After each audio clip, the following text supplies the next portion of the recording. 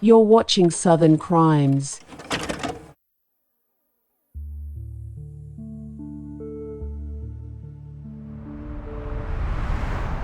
Lake Wylie, South Carolina, July 21st, 2018. An intensely hot summer morning settles over the calm waters and manicured lawns of a wealthy lakeside neighborhood. A mansion modeled after George Washington's Mount Vernon stands quiet, its white columns stark against the heavy southern air. Inside, 64-year-old Steven Clayton lies motionless at the foot of a grand staircase. His wife, Lana Clayton, bolts out the front door in a frenzy, waving down a passing motorcyclist. She screams for help, claiming Steven had fallen down the stairs, but nothing about this scene is quite what it seems. What began as a call for emergency assistance would soon unravel into one of the most bizarre and unsettling cases South Carolina had ever seen.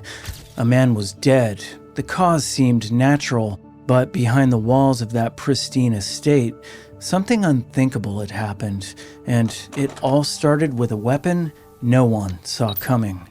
This is Southern Crimes.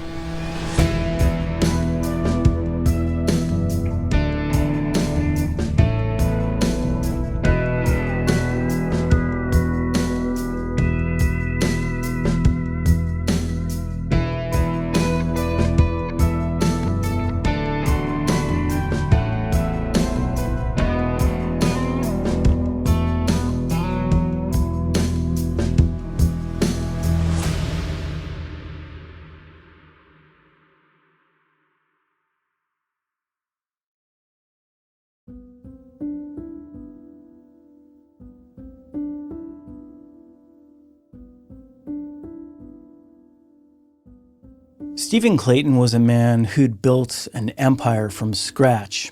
A self-made millionaire, he revolutionized sports injury treatment across the Southeast through his successful physical therapy business.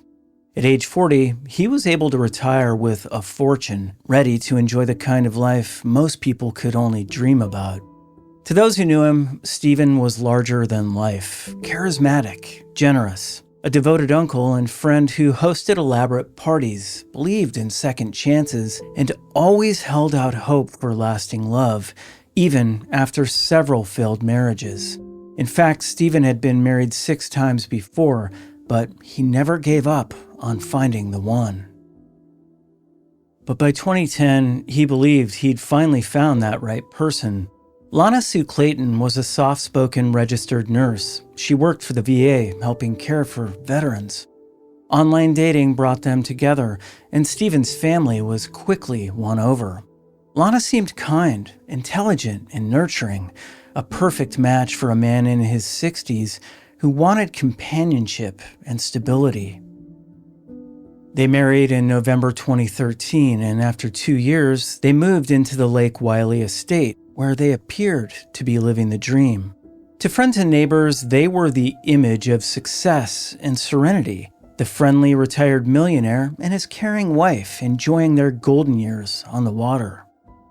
But behind the manicured hedges and cheerful waves to neighbors, something far darker was brewing under the surface. The marriage that looked so perfect from the outside would soon be revealed as a house of lies, and the truth, when it finally emerged, would horrify everyone who thought they knew them. The morning of July 21st began like any other for the Claytons. Lana told investigators her husband had been feeling ill for several days, dizzy, nauseated, barely able to get out of bed. She blamed it on vertigo, something he hadn't previously suffered from, but that she claimed had come on suddenly and severely. Steven remained upstairs while Lana, by her own account, spent the morning mowing the lawn. 2 hours later, she returned to find him at the bottom of the stairs, lifeless. To first responders, it initially looked like an unfortunate but explainable accident. A man in his 60s, dizzy with illness, likely lost his balance and took a fatal fall. The York County Coroner's Office concluded it appeared to be a natural death, most likely due to a heart attack. On the surface, it seemed open and shut. But those closest to Steven weren't convinced. His nephew, Nick French, a police officer in a nearby town, was among the first family members to arrive, and he immediately noticed that something didn't add up.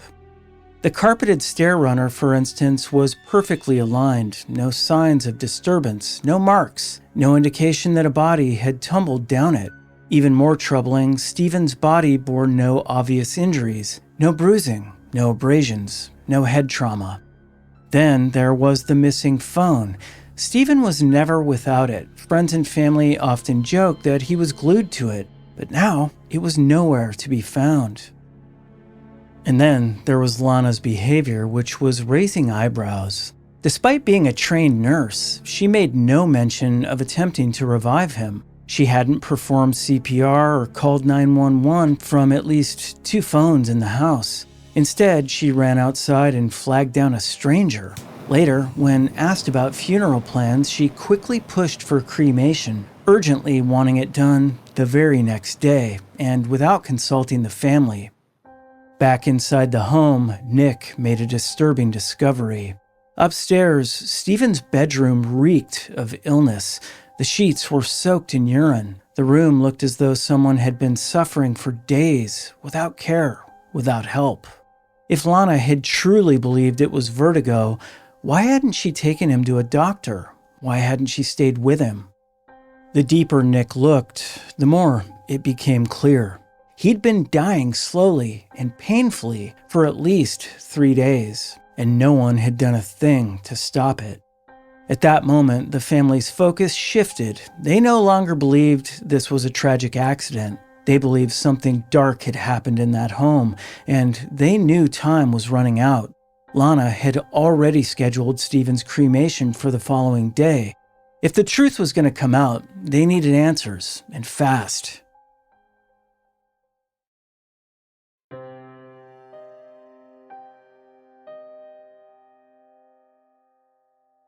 In the hours after Steven's death, Lana seemed eager to move on. She told family members she was overwhelmed, unsure what to do next.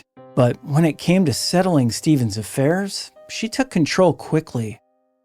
Steven's nephew, Chris Fagan, had long known he was named executor of his uncle's estate. There was a will, he'd seen it himself. But when he asked Lana about it, her response was immediate and unyielding. There was no will. Chris pushed back. Steven had been meticulous with his finances. He wasn't the type of man to leave something so important unfinished. But Lana wouldn't budge. She stood up, looked him directly in the eye, and said, "I said there's no will." Then she walked into the house, ending the conversation.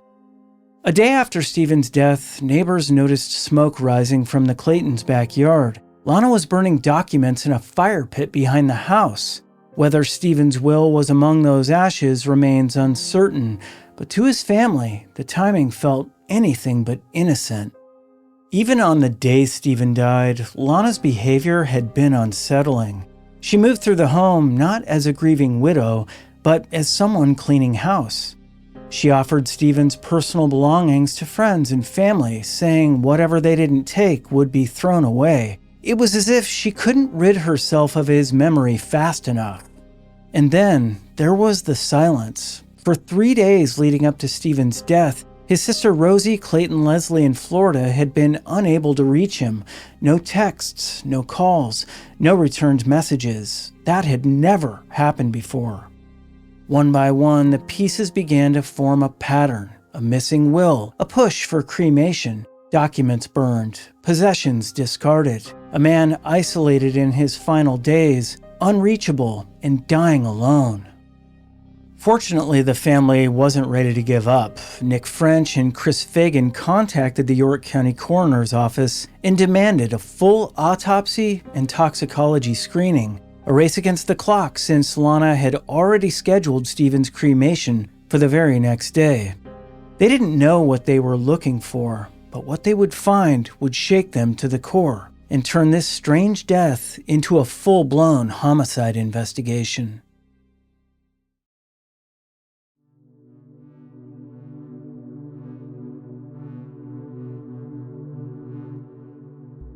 When the toxicology report came back, coroner Sabrina Gast spotted something unusual, a chemical not typically seen in death investigations, tetrahydrozoline.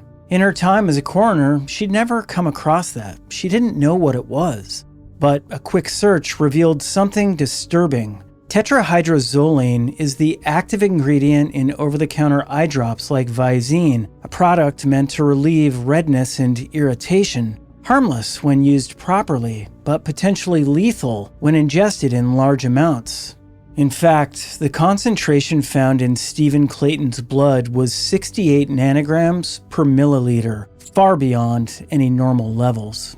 Forensic toxicologist Demi Garvin was alarmed. This wasn't accidental. It was deliberate. Tetrahydrozoline, when swallowed, acts as a potent neurotoxin. It constricts blood vessels and depresses the central nervous system, leading to drowsiness, dizziness, slowed heart rate, and in high doses, complete respiratory failure. Victims become lethargic, confused, and eventually lose the ability to breathe. The symptoms Steven had experienced, nausea, disorientation, loss of balance, suddenly made sense. It wasn't vertigo. It was poisoning. The substance is colorless, odorless, and tasteless when diluted in liquids. In the wrong hands, it becomes a perfect silent weapon, nearly impossible to detect without a targeted toxicology screen. With this revelation, everything changed. What had been considered a natural death was now a potential murder. On August 29, 2018, investigators brought Lana Clayton in for questioning, hoping to get ahead of what was quickly becoming a homicide case. Unknown to Lana, FBI agents and agents from the York County Sheriff's Office were sitting in the room next door, listening to every word. At first, Lana played the part of the devastated widow, but when confronted with the toxicology results, her composure cracked. She didn't ask what the chemical was. She didn't pretend to be confused. She immediately knew what tetrahydrozoline was, responding, "Oh yeah, that's Visine." And that raised immediate red flags.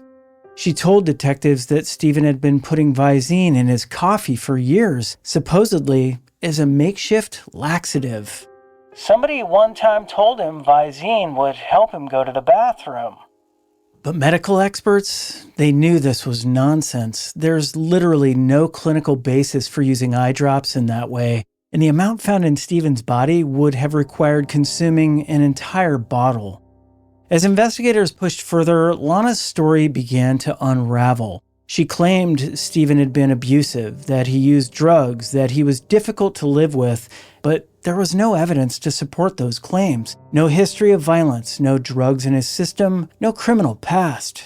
Bit by bit, the image of the loyal nurse wife collapsed. Lana Clayton wasn't the caregiver she pretended to be.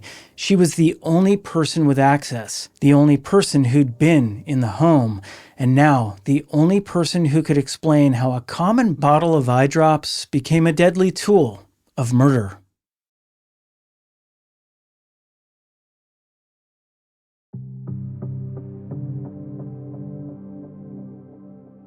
Lana Clayton didn't confess in an interrogation room. Her admission came later, back at the Lake Wiley mansion, where investigators had followed her home and recorded the conversation. Maybe it was the comfort of family surroundings, or maybe the weight of her story was simply too much to carry.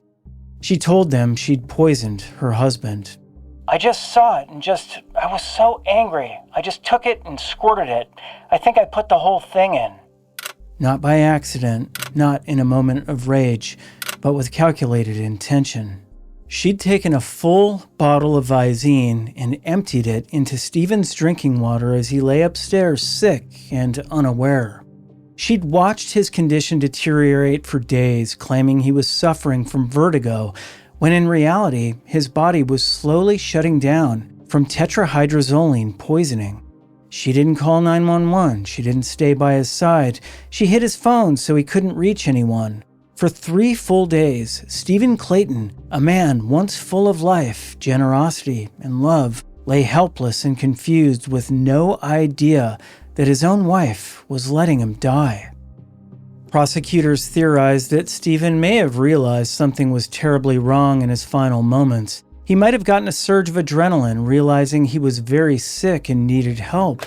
He tried to go for help and made it as far as the bottom of the stairs, where he died, unable to call for assistance because his phone was gone. According to investigators, this wasn't Lana's first attempt to harm him. In fact, you can't make this stuff up. In 2016, she had shot Steven in the head with a crossbow while he slept.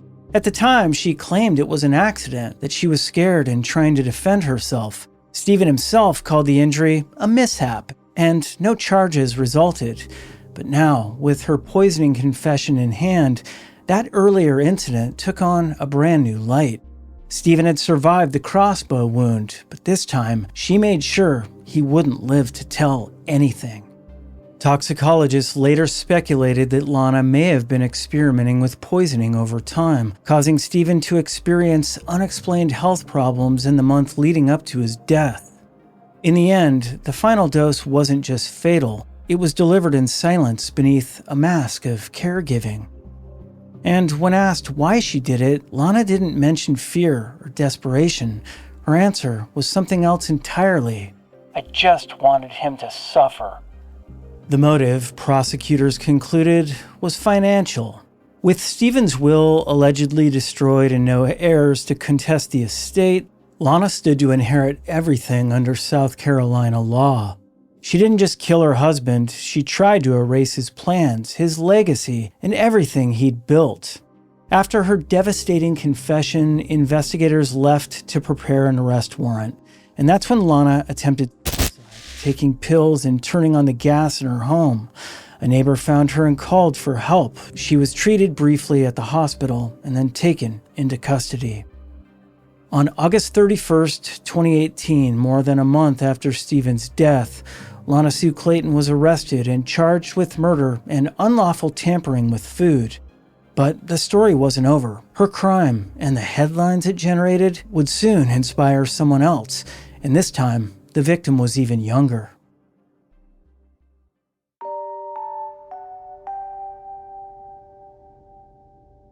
Just 3 weeks after Lana Clayton's arrest made national headlines, another sudden death occurred, this time just 12 miles away in Mount Holly, North Carolina. 32-year-old Stacy Hunsucker, a mother of two, was found unresponsive in her home.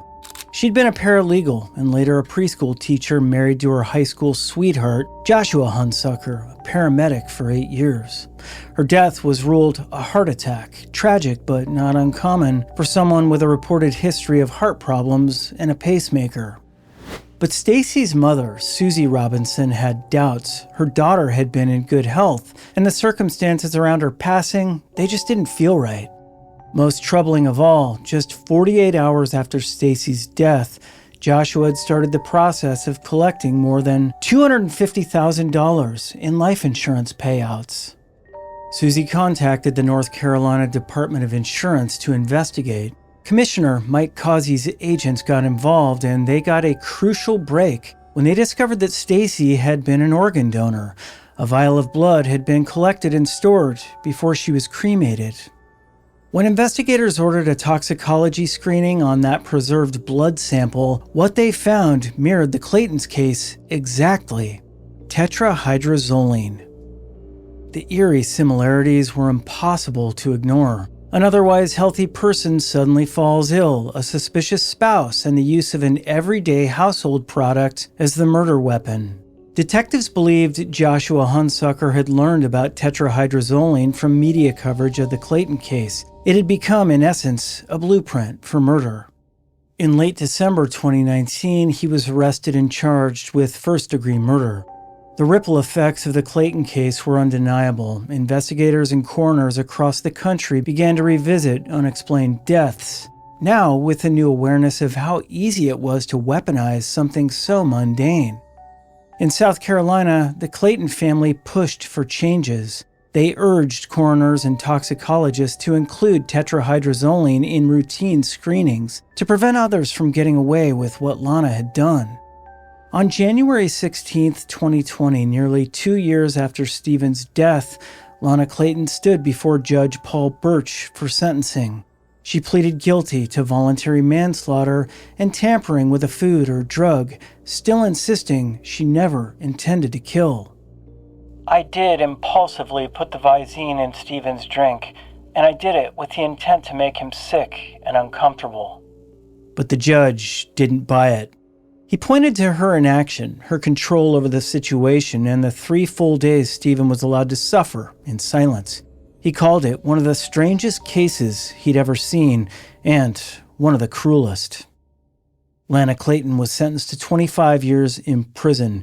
She will likely serve most, if not all, of that sentence at Leith Correctional Institution in South Carolina. She never received a dime of Steven's estate. The man she poisoned for money left her nothing, only a legacy of betrayal and a permanent place in the dark corners of true crime history.